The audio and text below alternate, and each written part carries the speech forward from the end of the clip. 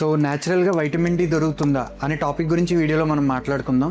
నమస్తే అండి, నేను doctor Prithvi Krishna Manjam, consultant immunologist and rheumatologist, Sri Prithvi rheumatology centre, Rajahmundry. మేము ఓపీడీలో చాలా మంది పేషెంట్స్ రిపోర్ట్ పట్టుకుంటూ వస్తారండి. దాంట్లో వైటమిన్ డి చాలా తక్కువ ఉంటుంది, అందరూ చాలా ట్యాబ్లెట్లు వాడుతూ ఉంటారు. సో నేను ఈ వీడియోలో ఏం చెప్తానంటే వైటమిన్ డి న్యాచురల్గా ఎలా దొరుకుతుందో చెప్తాను.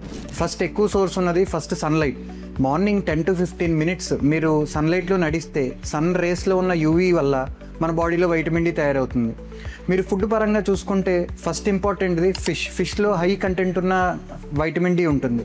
రెండోది ఎగ్స్ అండి. ఎగ్లో మనం మెయిన్గా ఎగ్ వైట్ని యోక్ వదిలేస్తాం, కానీ ఎగ్ యోక్లోనే ఎక్కువగా వైటమిన్ డి ఉంటుంది.